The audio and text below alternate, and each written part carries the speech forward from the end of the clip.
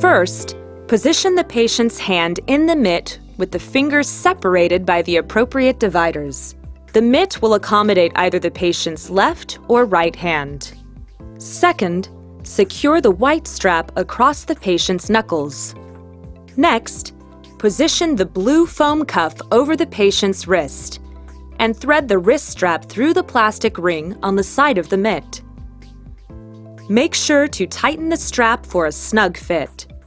If additional security is needed, place the canvas strap around the wrist and through the loops on each side of the mitt. Adjust the strap for a snug fit. Extend the strap and secure it in the desired location. Wrap the strap around a movable part of the bed frame at waist level. Bring the strap across, then behind the strap to make a loop.